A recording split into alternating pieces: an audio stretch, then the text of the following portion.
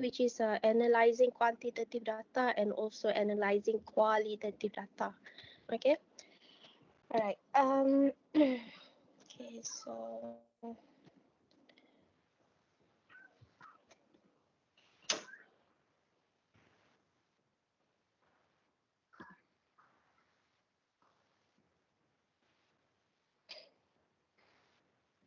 Okay, can you all see the slide? Analyzing quantitative data. Boleh nampak? Boleh. Right.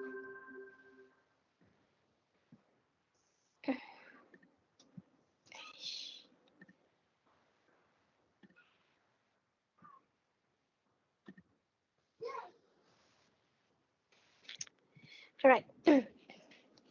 So quantitative data referring to the data that is in a numerical form. Okay, statistic, percentage, etc. So this analysis of data usually requires using statistic.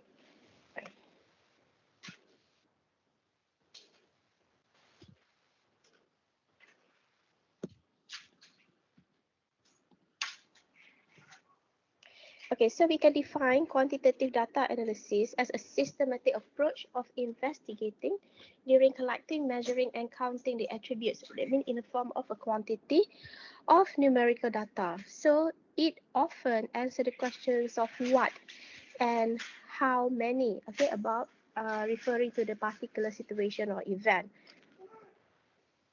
So source of quantitative data. Okay, the common source would be the questionnaire. Okay, especially for the closed-ended questionnaire, okay, where the respondent were given a choice, okay, in answering the question. Okay, and sometimes source of quantitative data also can come from the interview.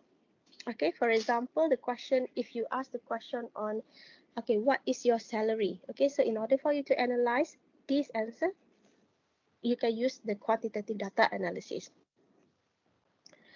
Okay, so and sometimes the source of quantitative data also can come from the observation method. So this one referring to the evaluating the outcome of a single or group of participants, okay, referring to the action or task in a different occasion. So observation can be made either in a control environment, okay, for example, like in a lab, or in a real world situation, okay, for example, if you are studying in terms of maybe workers' behavior in their workplace. So the real world situation here referring to the workplace condition.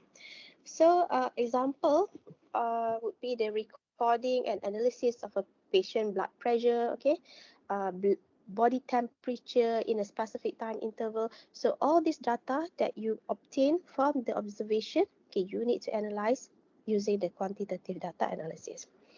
Okay, and also transaction log. Okay, this one referring to the recordings or log of a system or website activity. Okay, for example, like financial statement analysis, okay, call list, or even an entry form checklist. All right, so types of quantitative data. So quantitative data can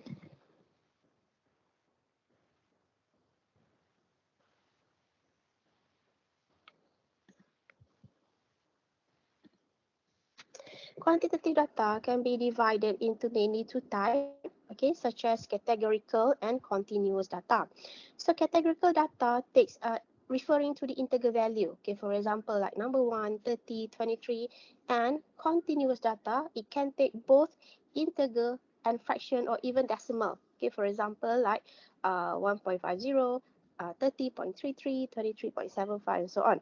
So example of categorical data, okay, would be like nominal data, okay, for example, the names, okay, ordinal, either first, second, third, and another example of continuous data, okay, for ratio, for example, like consistent distance between each point, or even interval, okay, where there is a zero starting point.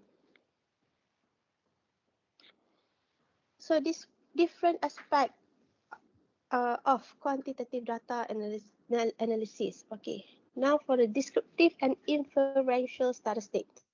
So in choosing the most appropriate data collection and analysis tool, so you need to determine what you want to find out.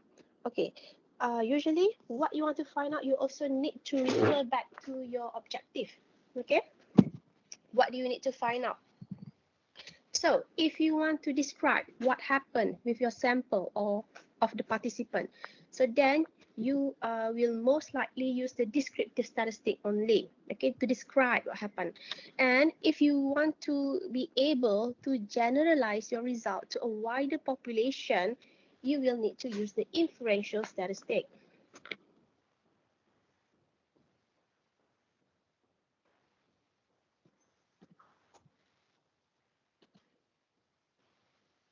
And if you wish to use this approach, okay, for the inferential statistic, uh, SPSS would be the common software to be used. Okay, and if you want to identify the cause and effect relationship, okay, this is essentially concerned with showing how things come to be the way they are. So to do this, we need to identify the variable, okay, the independent variable, the variable that is deliberately manipulated by the researcher, and also the dependent variable, referring to the variable that is measured to find out the effect of the independent variable. Okay, and sometimes you may have control variable, especially for those who are conducting an experiment, okay, which may be potentially independent variable, but are held constant during the experiment. That means, for example, like perhaps the control variable are the temperature, okay, during the experiment and so on. Okay, next one is data preparation. So the first stage of analyzing data is data preparation. Okay, once you already gathered the data, okay, the response that you receive, okay, for example, for the questionnaire and so on, so you need to prepare the data. So where the aim of preparing data is to convert the raw data into something meaningful and readable. So there are 4 steps in preparing the data. Okay, the first one is uh, data validation. Okay, the purpose of data validation is to find out as far as possible whether the data collection was done as per the preset standard and without any bias. So it is a 4-step process which include fraud. Okay, the first one is fraud. This one to infer whether each respondent was actually either interviewed, okay, or not. Next one is screening. This one is to make sure that the respondent was chosen as per the research criteria. Okay, when you are conducting interview or when you are conducting, before you send out your questionnaire, you need to identify your respondent, right? Okay, so the respondent that to be chosen to answer the questions, okay, the questionnaire or for the interview, you need to have a set of criteria for them. Okay, so this is one of the steps involved, okay, in preparing the data, which is to screen, okay, to make sure that it is the right respondent who answer the questionnaire or involved in that interview. Okay, next one is procedure. This one is to check whether the data collection procedure was fully followed. Did you follow the procedure? And lastly is the completeness.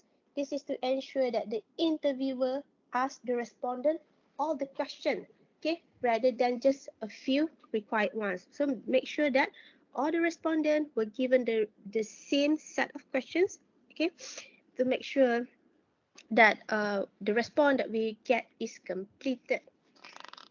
Okay, next one is data editing. Okay, step 2, data editing. So typically, large data set will include errors. Okay, okay. For example, respondent may feels incorrectly, okay, or skip them accidentally.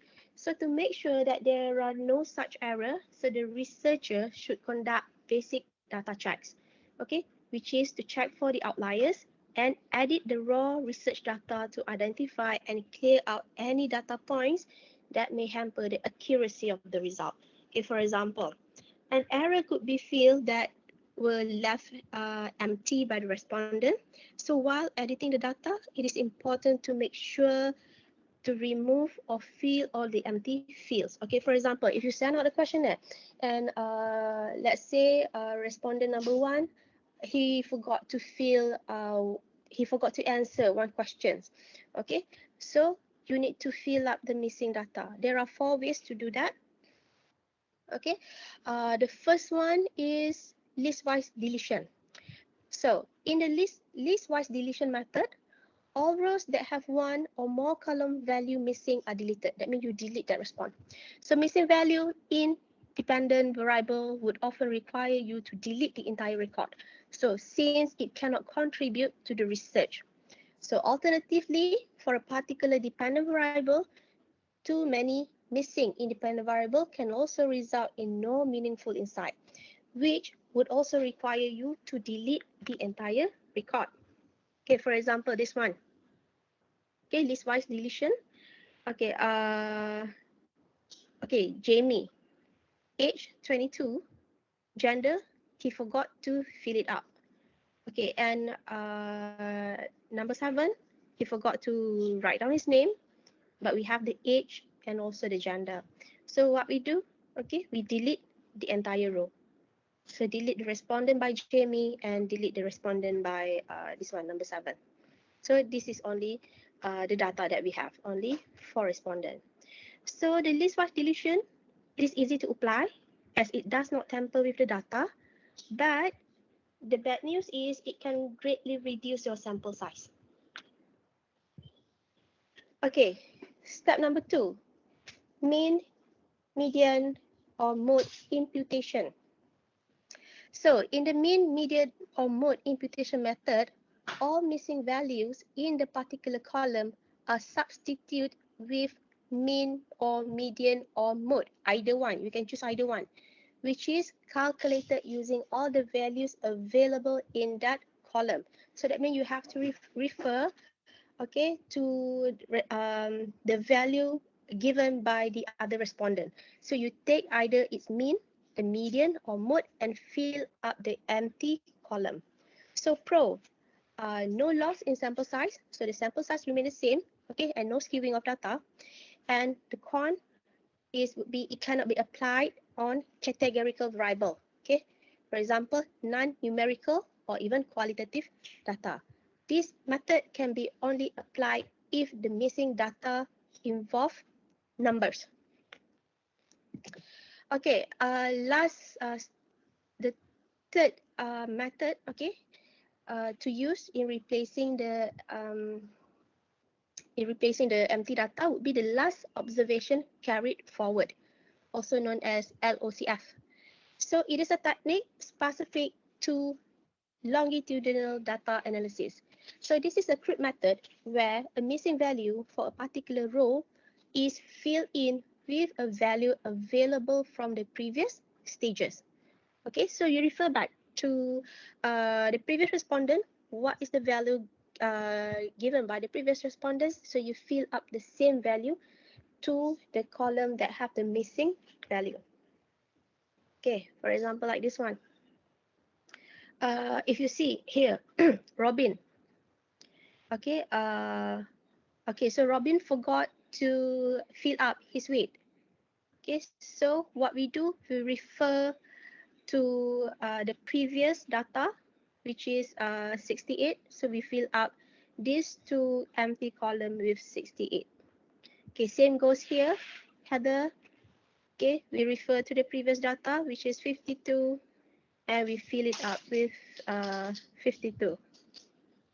Okay, so pro, ensure no sample size loss, okay, from dropouts. Con can only be applied to longitudinal data analysis. Okay, the fourth step would be resurveying. So resurveying, that means you are sending the surveyor back to the respondent to recollect a data point, which is the most foolproof way of dealing with missing data. So that means when you check your data, okay, and you found out there's a missing data, you return it back, okay, the questionnaire or the questions to the respondent and ask him or her to fill it up again.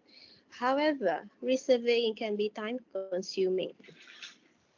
Okay, prove no loss in sample size and ensure that the missing data point is filled accurately. Okay, and can't take additional time and also money to send survey back to the selected respondent. Okay, so now we go on to data editing. So typically, large data set will include errors. Okay, for example, um, sorry, data coding. So this is one of the most important steps in data preparation. So it refers to grouping or assigning value to responses from the survey. Okay, for example, if a researcher has interviewed 1,000 people and now want to find the average age of the respondent, so the researcher will create age buckets and categorize the age of each of the respondents as per this code. Okay, for example, respondent between 13 to 15 years old were coded as 0. Okay, respondent age 16 to 18 coded as 1, 18 to 20 coded as 2, etc. So code, how you determine the code, it depends on you. So then during the analysis, the researcher can deal with simplified age brackets, okay, rather than a massive range of individual age. Okay, so in assessing the quantitative data analysis, the first thing that you have to do is to assess the reliability or the internal consistency.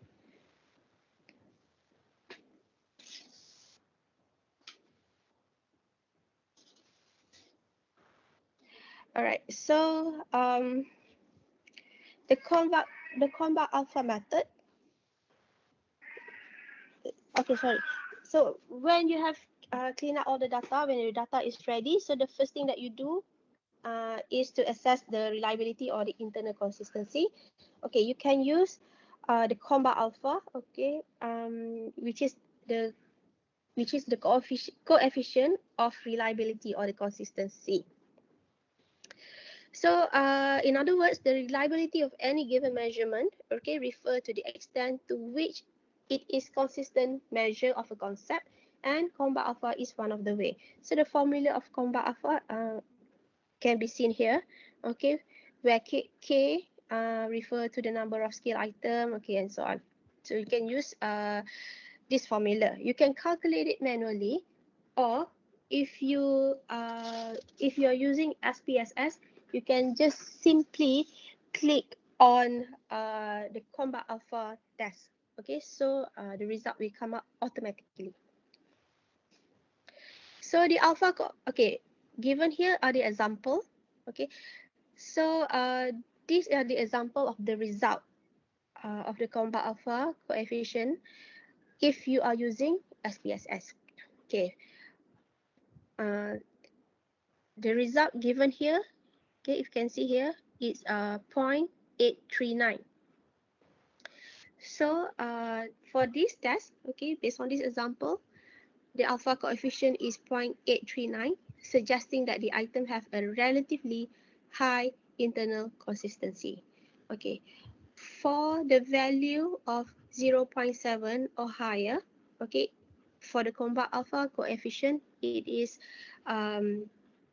considered as acceptable, okay, and have a high internal consistency in the social science of research. Okay, so if you get the value of above 0.7, then it is already good enough. Okay, next one is the descriptive statistic. Okay, for the descriptive statistic, the common one that you will use would be sum, which is just adding up all the numbers that you get. Mean, referring to the average of all the numbers. Median, the middle number.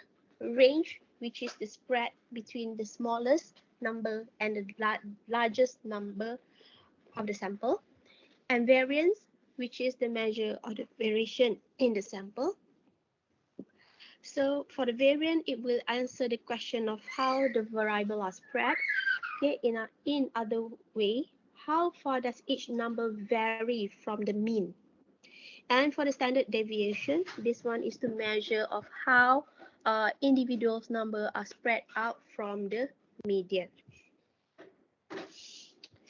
Okay, given example here, okay, this is the data set. Okay, so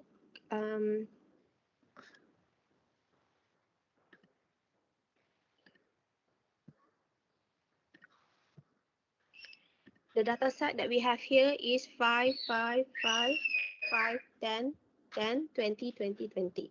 Okay, so in order to to find out the range of the data set given here, okay, so the range is between the range is 15, okay, which is between 20 to 5. Okay, range referring to the differences between the highest score and also the lowest score. And the minimum number, okay, referring to the lowest or smallest score in the data set. Okay, based on this data set given here, the minimum is 5 and the maximum is 20. And the frequency, okay, referring to the number of times a certain value appear in a set. Okay, based on the above data set, the frequency of 20 is 3. Okay, we can see that number 20 appeared 3 times. So if it is expressed as a percentage, the score 20 appears to be 33% of the time.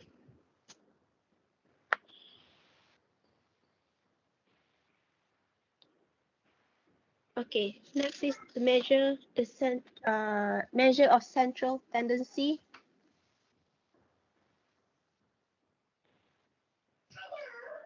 Okay, the measure of central tendency, so it can give a snapshot of how participants are responding in general. So this measure will include mean, median, and mode. Okay, so now we are using the same data set. Now we are going to calculate what is the mean, median, and mode for this given data set. So for the mean would be the average sum of the value, okay, divided by the number of value. So here what you have to do is you have to add up all the data set, all the number in the data set, okay, and divided by 9 since there are 9 of them. So based on the data set above, the mean value is 11.1. And for the median, which is the middle score of the data set, so the middle score of the data set is 10. Okay, and for the mode, okay, which is the most frequently occurring number in the data set, okay, so the mode for this data set is 5. Okay, standard deviation. So when we think about how participants are responding in general, okay, for example, the mean, median, and mode, so we also need to consider how far apart or close together participant responses are. So to understand more about the nature of the data, so you can consider using of the standard deviation. So standard deviation is a measure of how close the score are centered around the mean score, and it shows how well the mean represent of all the data. The standard deviation represents the average amount that a given score deviates from the mean score. Okay, now inferential analysis. So once the data have been appropriately described, so inferences can be made based on that data. So inferential analysis use statistical tests to see whether an observed pattern is due to chance or due to a program or intervention effects. So research often use inferential analysis to determine if there is a relationship between an intervention and an outcome, as well as the strength of that relationship. So this section will provide an overview of things to consider before starting the inferential analysis. Okay, example of common statistical tests and the meaning of the statistical significance. So one of the first steps in the inferential analysis is to answer the question, what does the distribution of data look like? So the type of test used will be guided by the distribution of the data. So distribution fall into two categories, okay, normal and non-normal. So the distribution of data should always be checked before beginning inferential analysis. So you need to know the data that you get, either it is normal or not. Okay, so if you see here, So this type of distribution look like a bell curve. So the bell curve shows that the data have a normal distribution. So looking at the distribution, a curve could be drawn over it that would fit the data. So if the distribution look like the one in the image below, okay, it is considered as normal. So this type of distribution show that the majority of data is clustered around one number of value, okay, one number here. So usually the data is normal and the statistical tests called parametric tests are used. Okay, now you know that you can use any parametric test for the data that you get. Okay, non-normal distribution. So there are several ways a distribution can be non-normal. Okay, for example, because of a small sample size or unusual sets of response. So usually, if data is non-normal, so the statistical tests called non-parametric tests are used. So skewed referring this type of distribution does not take the shape of the familiar bell curve, okay, and can be skewed positively or negatively. Okay, for the normal data distribution, it is normal like this, okay, the bell curve. Okay, for non-normal, it can be skewed, okay, negative skewed or positive. Okay, if it is a negatively skewed, the bar chart below shows the negatively skewed data, where the majority of the scores are at the higher end of possible score. Okay, most of the data end up to the right. And for the positively skewed, okay, the bar chart here shows the positively skewed data where the majority of the score are at the lower end of possible score. Okay, it's most of the data, majority of the answers are more to the left. This is positively skewed. Okay, kurtosis. This one describe a distribution, okay, that is either too peak, okay, too peak pointy, or it can be either too flat. Okay, so after looking at the distribution of data, okay, and perhaps conducting some descriptive statistics to find out what are the mean, median, and mode, so it is time to make some inferences about the data. So, as mentioned previously, inferential statistics are the set of statistical tests the researcher used to make the inferences about the data. So these statistical tests allow researchers to make inferences because they can show whether an observed pattern is due to the interventions or chance. So there is a wide range of statistical tests. So the decision of which statistical test to use depend on the research design. Okay, that means you have to also look back to your objective, what you want to find out. Okay, the distribution of the data and also the type of variable that you have. So in general, if the data is normally distributed, okay, you can use any parametric test. Okay, and if the data is not normal, then you can use a non-parametric test.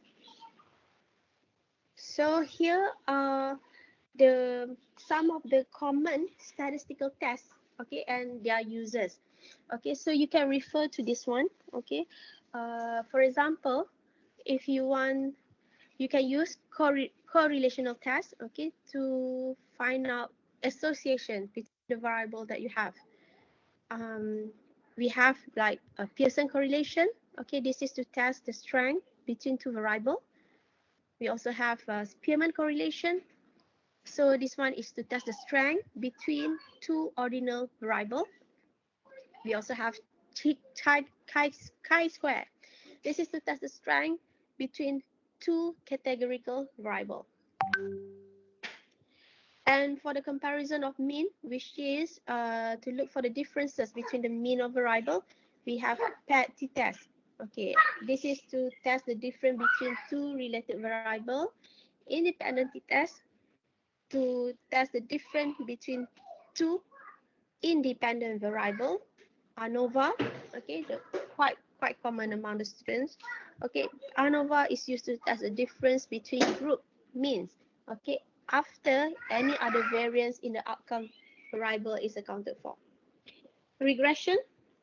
The purpose of regression is to assess if change in one variable predicts change in another variable. Okay, we want to see is there any changes if one variable change. So we have simple regression and also multiple regression.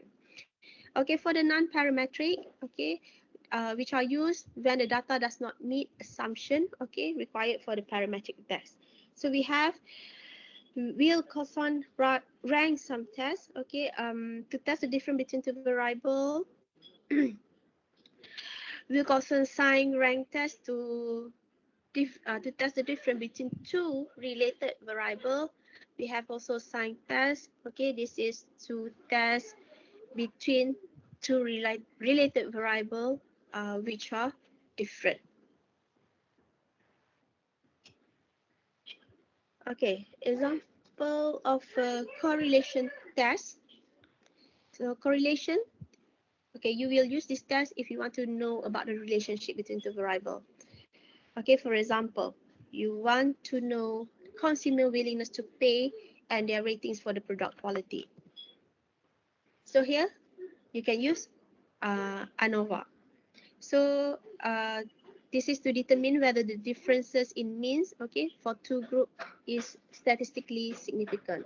Okay, for example, an analysis of variance will help you determine if the high school grades of those students who participate in a tuition program are significantly different from the grades of students who did not participate in the tuition program. So, which test to use? Okay, if you search online, there are a lot of tests available, hundreds of tests available. So you can also refer to a diagram, okay, prepared by a lot of researchers, okay, in determining which type of test to use. Okay, for example, this one, if you can see in the slide here, if you want to determine the differences, okay, or you want to identify the correlation, okay, so for example here, the differences is whether the data that you have, okay, interval or ratio, ordinal, nominal, okay, and then for, let's say we take the example here, for the interval or ratio data, are parametric test assumptions satisfied? If it is satisfied, whether it is related or unrelated, so you can use t-test. For related example, okay, you can use ANOVA, repeat measure, or t-test for unrelated sample.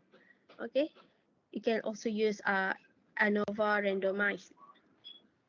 Okay, and for example, to identify the correlation, okay, and if the data that you have are interval or ratio, then you can use, okay, the Pearson correlation coefficient, and if your data is ordinal, maybe you can use Spearman-Role, and nominal, okay, so which is not possible with the nominal data.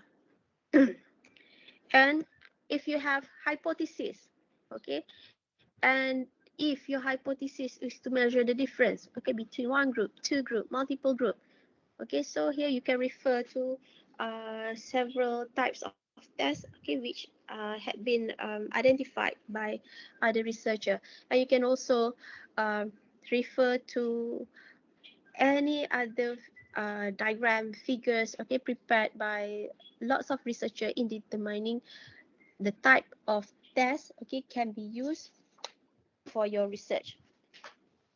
The one that I show here are just example, okay, you can use this one too, you can use any of it, okay.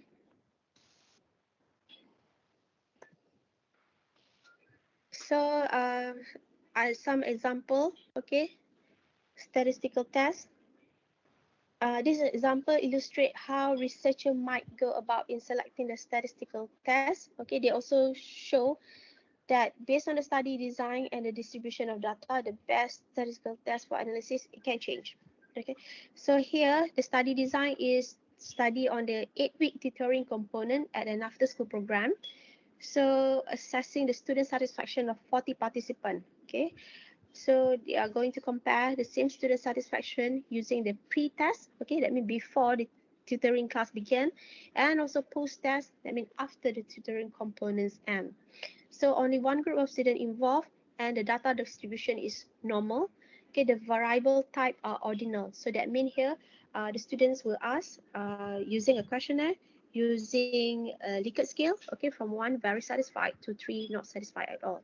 So example given here, they are using the PET-T test. Okay, same study, okay. However, the data is not normal, okay. So the variable type is also same as the previous one, okay, using the Likert scale. The type of test to be used is different, okay. If the data is normal, you can use PET-T test. But if the data that you get is not normal, okay, so you have to use the Wilcoxon sign rank test. Okay, next one, pre-test, post-test, and also control group. This is to compare the satisfaction of two groups of students in different after-school program. Okay, two groups. Previously is one group. Okay, this is one group. This is two groups. Okay, so each group has 25 participants. So we want to compare the satisfaction score using a pre-test before the intervention and a post-test after the intervention. And data distribution, the data that we get is not normal. Okay, the variable type, okay, the student will ask using a questionnaire with a Likert scale starting from 1 very satisfied to 3 not satisfied at all. Okay, so in comparing two groups, okay, so we have to use the Wilcoxon rank sum test. Okay, now another example. This is to assess weight loss after a nutrition intervention among the one group of 50 students who received the intervention. Okay, only one group involved here. And we would like to determine if there is a relationship between participation in the intervention and weight loss. So weight is measured before and after the intervention. So, okay, only one group involved, okay, which is 50 students involved in this research. The data that we get is a normal data. So the variable type are the continuous ratio, okay, that means our weight, okay, in pounds, in kilogram. So the type of test that can be used is PET-T test. Okay, here are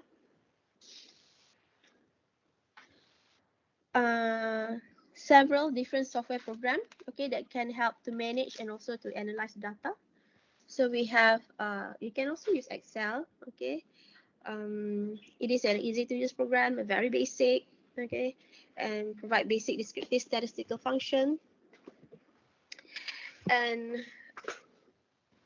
we also have Microsoft Access, okay, SPSS.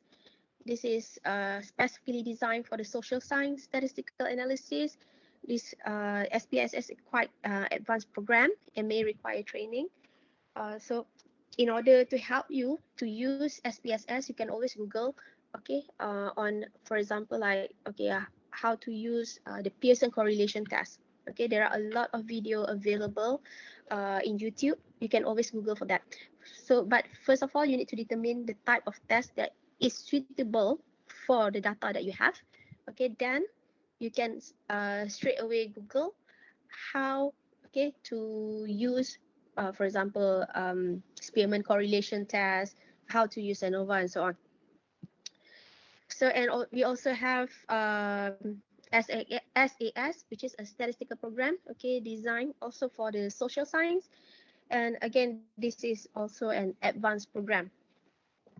And but commonly for students, they will use SPSS and also Excel. And for your information, do provide SPSS software for the students for free. I think you can just download it from the website. Okay, any questions? Ada soalan? Any question? Clear? Clear ke tak dengar ke semua tidur ni? Clear. Ke tidur semua? Ngantuk? Yeah. Clear, alright. Tak ada soalan So far tak ada. Okay. Syakina, you qualitative data or quantitative data? Kuanti. Quanti. Dah ada plan ke? What type of Belum. test? Belum. Okay, never mind. Too early to ask. Literature review pun macam baru nak start. Literature review baru nak start. Week Mm. 14 nak kena submit Mhm. Okay, kalau tak ada questions, okay, we move on to analyzing the qualitative data.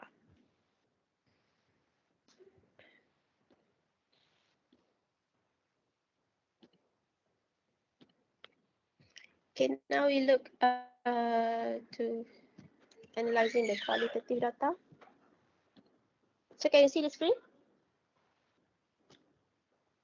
Can you see the slide? Can. Yes. Alright, good. Okay, so qualitative data. So when you are conducting, for example, like interview, okay, definitely you need to analyze all the words, okay, that you get, okay, using the qualitative data analysis. So how does all these words make sense actually? The qualitative or the narrative data, okay, sometimes they may use the term as narrative data. So it may come from the open-ended questionnaire or even a written comments on a questionnaire. Okay, usually we will say that questionnaire is quantitative data, but if you design the questionnaire to have an open-ended section, okay, which require the respondent to write something, okay, you have to analyze that part qualitatively. Okay, so another information from the qualitative data come from testimonial, okay, interviews, focus group, logs, journal diaries, observation, document reports, news articles, stories, case study. You have to analyze all those information, okay, using the qualitative data analysis.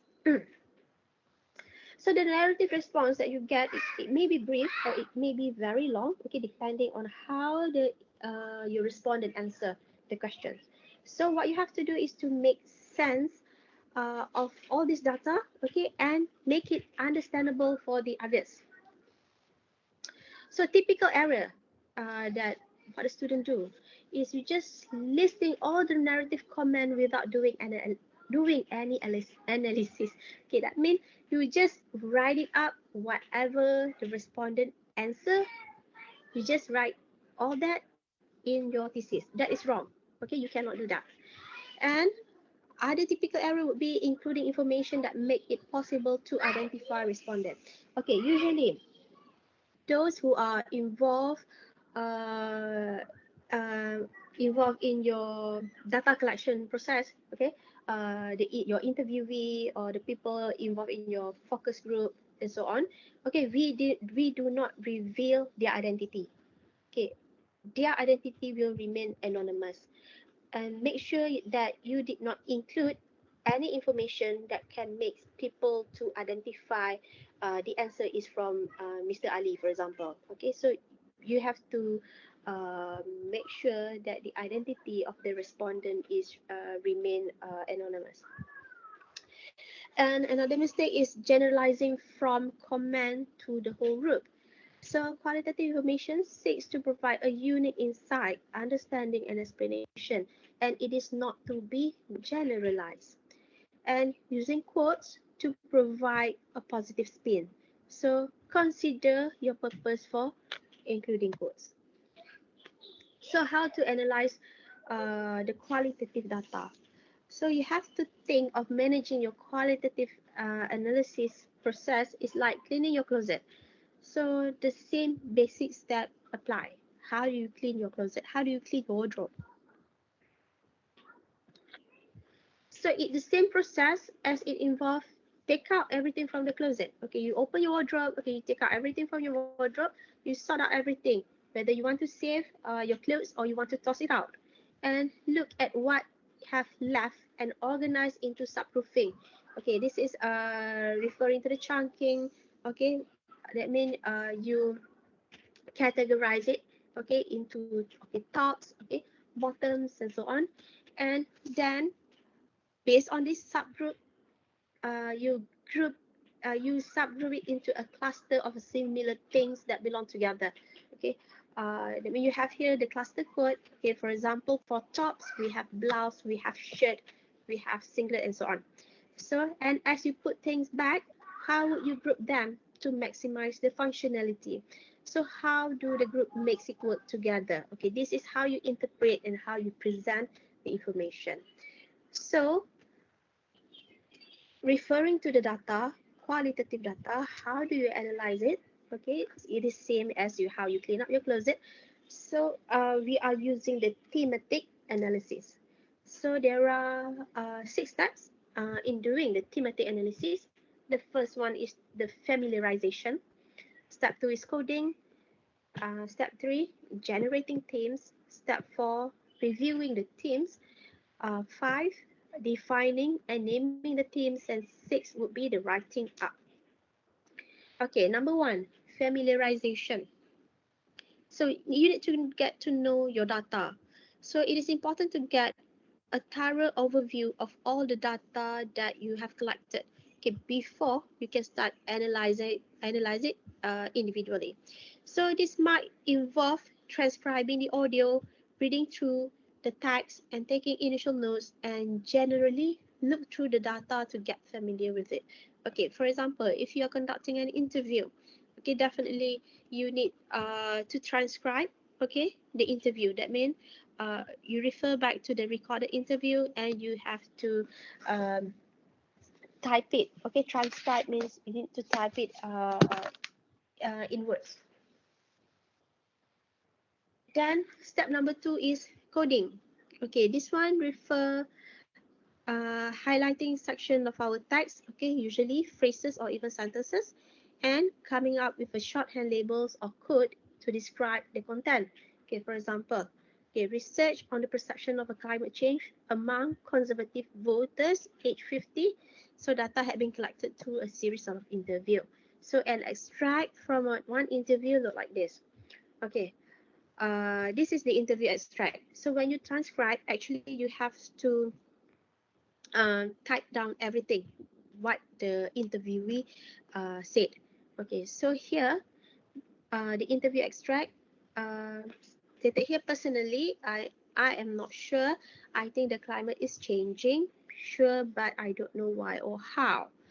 Okay, and people say you should trust the expert, but who's to say they don't have their own reasons for pushing this narrative? I'm not saying they are wrong. I'm just saying there's a reason not to 100% trust them. The fact keep changing. It's used to be called global warming. So when you are coding the interviewee's extract, okay, so if you see here the one highlighted in pink, okay, I'm not sure and I don't know why or how, that one, those two sentences, you can put it under the codes of uncertainty. Okay, and then the next one is the one that highlighted in green, the climate is changing. Okay, this one you can put it under the code of acknowledge of the climate change. Okay, and if you see the blue highlighted here, who's to say they don't have their own reason for pushing this narrative? Okay, there's reason not to 100% trust them. So here, you can code this statement under distrust of expert, and the yellow one, it is used to be called global warming. You can put it under the code of changing terminology. So how to give the name for each of the code. This one, again, it depends on you based on your preference and based on the suitability of the names of the code as well. Okay, step number 3 is generating themes.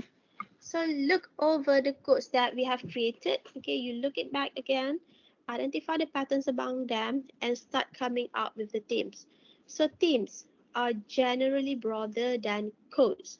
Okay, that means themes are bigger than code, and most of the time you'll combine several codes into a single theme. Okay, for example, okay, code number one, uncertainty.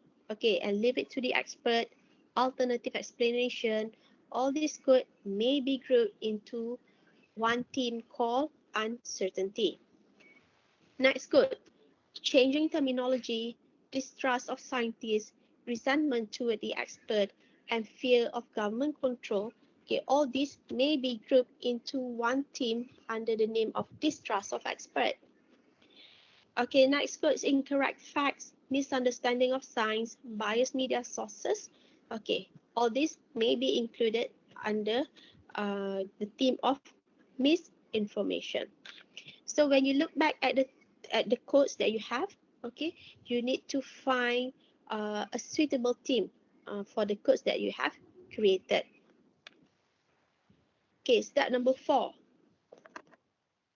Now, you have to make sure that the themes are useful and accurate representation of the data. So then you need to return to the data set and comparing the themes against it. Okay, are we missing anything? Are these themes really present in the data? And what can we change to make our team works better? So if we encounter problems with our team, so we might split the team.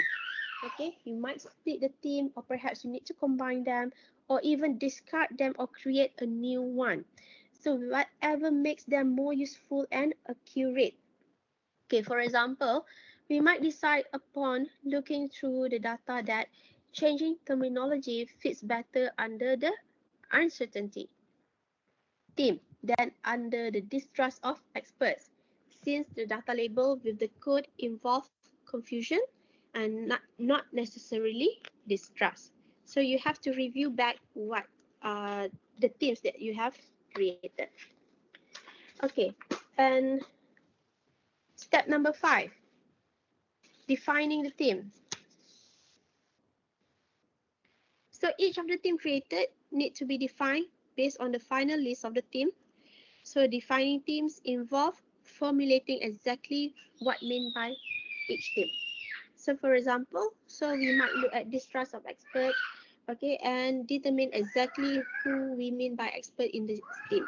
So we might decide that a better name for the theme is distrust of authority, or even a conspiracy thinking. And the final step would be the writing up. So writing up the thematic analysis require an introduction to establish our research questions, aim, and also approach. So we also should include a methodology section, okay, describing how we collect the data, okay, either through the semi-structured interview, open-ended survey, questionnaire, and explain how we conduct the thematic analysis itself. So what method did you use to conduct the thematic analysis?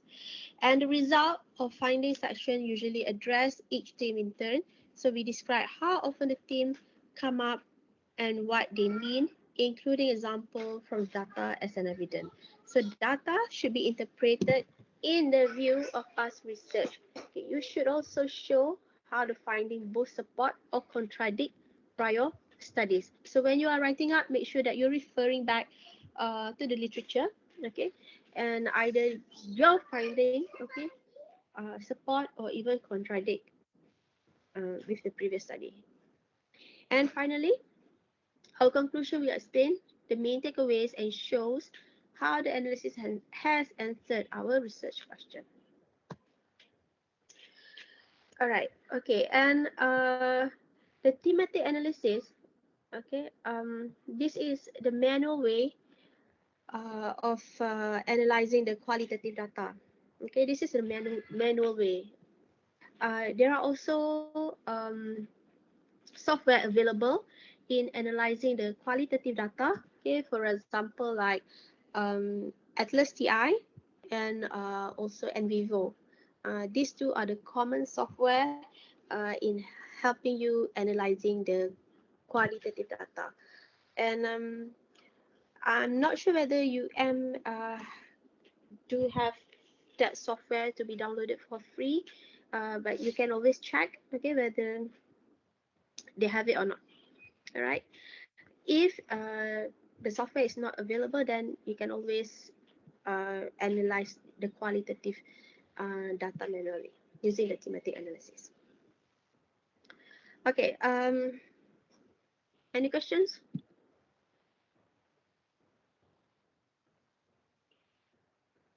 Thanks. No. Huh? No question. No question. Faham semua. Alright, so kalau tak ada apa-apa, I guess that's all for today. Betul, tak ada apa-apa? RE? Student real estate? Anything? No. No. No question. Okay, good. Okay, so I guess that's all for today.